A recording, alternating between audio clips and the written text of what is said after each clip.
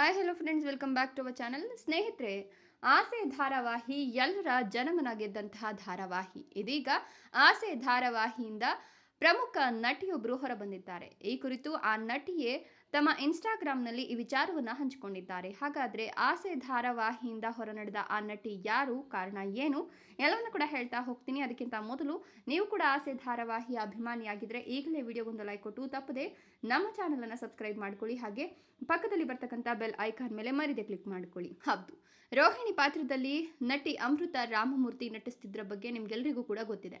ಸದ್ಯ ಈಗ ಇವರು ಧಾರಾವಾಹಿಯಿಂದ ಹೊರ ನಡೆದಿದ್ದು ರೋಹಿಣಿ ಪಾತ್ರಕ್ಕೆ ಗುಡ್ ಬೈ ಹೇಳಿದ್ದಾರೆ. ಈ ವಿಚಾರವನ್ನು ಅವರು ಸೋಷಿಯಲ್ ಮೀಡಿಯಾ ಮೂಲಕ ಅಧಿಕೃತಪಡಿಸಿದ್ದು, ವಿಡಿಯೋ ಮಾಡಿದ್ದು, ಆಸೆ ಧಾರಾವಾಹಿಗೆ ನೀವು ತುಂಬಾ ಪ್ರೀತಿ ಕೊಟ್ಟಿದ್ದೀರಿ, ನಾನು ಕಾರಣಾಂತರಗಳಿಂದ ಆಸೆ ಸೀರಿಯಲ್ ಬಿಟ್ಟಿದ್ದೀನಿ, ಒಂದು ಬ್ರೇಕ್ ತಗೊಂಡು ನಾನು ತೆರೆ ಮೇಲೆ ಕಾಣಿಸ್ಕೊಳ್ತೀನಿ ಅಂತ ಬರ್ಕೊಂಡಿದ್ದಾರೆ.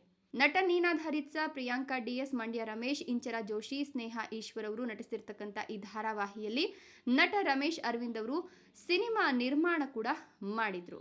ಸೊ ಈ ಒಂದು ಧಾರಾವಾಹಿ ಸಿಕ್ಕಾಪಟ್ಟೆ ಹೈಪನ್ನು ಕ್ರಿಯೇಟ್ ಮಾಡಿತ್ತು. ಅತ್ತೆಗೆ ತುಂಬ ಮುದ್ದಿನ ಸೊಸೆಯಾಗಿದ್ದಂತಹ ರೋಹಿಣಿ ನಂತರದಲ್ಲಿ ತನ್ನ ನಿಜ ಬಣ್ಣ ತಿಳಿದ ನಂತರ ಅತ್ತೆ ರೋಹಿಣಿಗೆ ಸಿಕ್ಕಾಪಟ್ಟೆ ಕಷ್ಟವನ್ನು ಕೊಡ್ತಾಳೆ. ರೋಹಿಣಿ ಆ ಕಷ್ಟವನ್ನು ಸಹಿಸ್ಕೊಳ್ಳೋಕೆ ಆಗೋದಿಲ್ಲ. ಇದರ ಜೊತೆಗೆ ರೋಹಿಣಿಗೆ ಕಷ್ಟಗಳ ಸುರಿಮಳೆಯೇ ಸುರಿತಾ ಇರತ್ತೆ. ಎತ್ತ ಕಡೆ ಅತ್ತೆ ಶಾಂತಿಗೆ ರೋಹಿಣಿ ಅಂದರೆ ಆಗೋದಿಲ್ಲ, ಗಂಡ ಪೆದ್ದ. ಇದೆಲ್ಲವನ್ನ ಕೂಡ ಹೇಗೆ ನಿಭಾಯಿಸ್ತಾಳೆ ರೋಹಿಣಿ ಅನ್ನೋದು ಎಲ್ಲರಿಗೂ ಕೂಡ ಒಂದು ರೀತಿಯ ಯಕ್ಷ ಪ್ರಶ್ನೆಯಾಗಿತ್ತು. ಮನೋಜ್ನ ಮದುವೆ ಆಗೋಕ್ಕೂ ಮೊದಲೇ ರೋಹಿಣಿಗೆ ಮದುವೆಯಾಗಿ ಮಗ ಕೂಡ ಇರ್ತಾನೆ. ಈ ಒಂದು ಸತ್ಯವನ್ನ ರೋಹಿಣಿ ಮುಚ್ಚಿಟ್ಟಿರ್ತಾಳೆ. ಸೊ ಈ ಸತ್ಯವನ್ನ ಹೇಗೆ ಹೊರಗಡೆ ತರ್ತಾರೆ, ರೋಹಿಣಿ ಪಾತ್ರದಲ್ಲಿ ಏನೆಲ್ಲ ಟ್ವಿಸ್ಟ್ಗಳು ಬರುತ್ತೆ, ಇದೆಲ್ಲವನ್ನ ಪ್ರೇಕ್ಷಕರು ಹೇಗೆ ಒಪ್ಕೊಳ್ತಾರೆ ಅನ್ನೋದು ನಿಜಕ್ಕೂ ಕೂಡ ಕುತೂಹಲಕಾರಿ ವಿಷಯ. ಇದೀಗ ರೋಹಿಣಿ